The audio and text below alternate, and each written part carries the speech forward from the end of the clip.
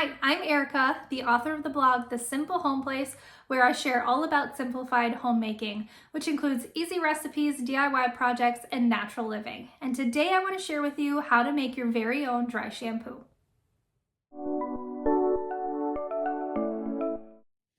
Okay, first let's talk about what dry shampoo actually is. It is a product that you apply to your scalp that helps to absorb the oils that your scalp naturally produces. It is not going to cleanse your hair or do any of that, but it is going to help you extend the time in between your washes. So whether you are someone that has very dry hair and can go a week or more without washing your hair, or if you are trying to train your hair to not be washed as much, this is a great product for you because it'll make your hair look less greasy. For those of you who wash your hair every day or every other day, you can still get a benefit out of using dry shampoo because it'll give texture to your hair and it can help you create some volume. So really, this product can be used by anybody. So now that you know what it's for, let's talk about why you might want to make your own and not buy it at the store. Conventional dry shampoo, the ones that you see that are in the spray bottle, they are full of chemicals. Now, what chemicals they are, you might ask.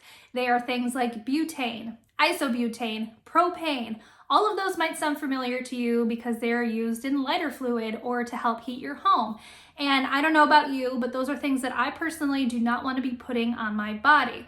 Now, the ones at the store may work really great and they're convenient because you can spray them, but really you can make your own dry shampoo very inexpensively and it works just as well, and you won't be left with that white cast in your hair. I know you know what I'm talking about if you have used dry shampoo before.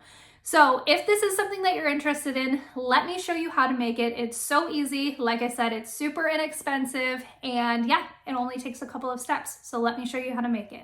So the very first ingredient that I like to use is arrowroot powder. You could also use cornstarch as well. I don't know about you, but back in the day before I knew it was bad, I used to use baby powder for my hair. I know.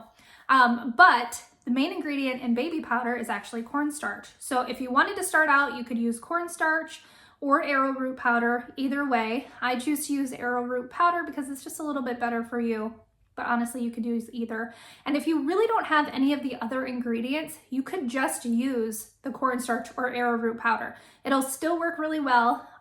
For people with darker hair like me, you can see it. It's white in your hair.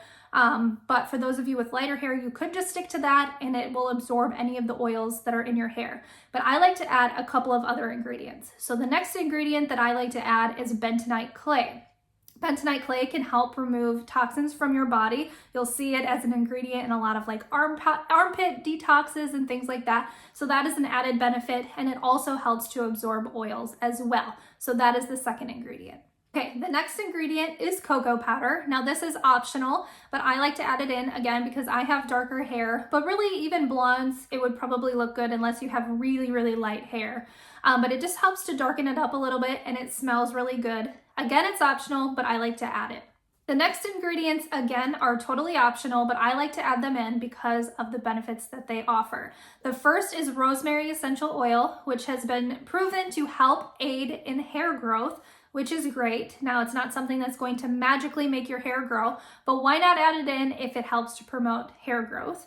And then the next is lavender, which can be very soothing on your hair or your scalp rather. And if you have very itchy scalp, that can help kind of tame that itch down. So I like to add that in. Again, totally optional, but it does help make it smell better and it has great properties too.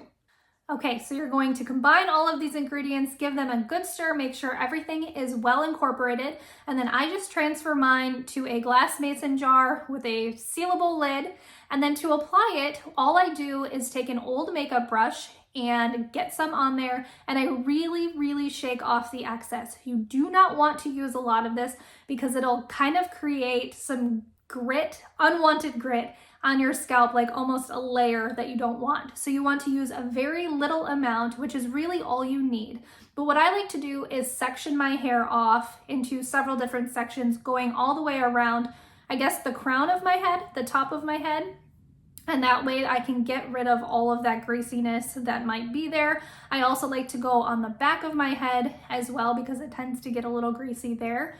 But basically you just dab your makeup brush all on those areas And then once you are completed with that, I just like to take my fingertips and rub it in really well. You could actually brush it in too, that helps. And then you can go ahead and style your hair as you normally would. I will have all of the measurements down in the description box below, so make sure you check that out if you want to make this. I will also leave a link to my blog post, as I said, so if you want to click on over to that, that'll have all of the recipes for different colored hair, and you can learn more about dry shampoo in general. But that is it. That is how you make your very own dry shampoo. It is super simple to make, has very minimal ingredients, and really, like I said, a lot of them are optional, so if you don't have them, you don't have to add them in. And you could add a couple of other things too if you wanted to. So really you can customize it to your liking. You might want to play around with it and see what you like best. But that is it. I hope that you enjoyed this video. I hope that you learned something new. Thank you so much for being here. If you're interested, I would love it if you would subscribe to my channel so that you can see more videos like this. Anyway, I hope you have a great rest of your day, and thanks so much for being here.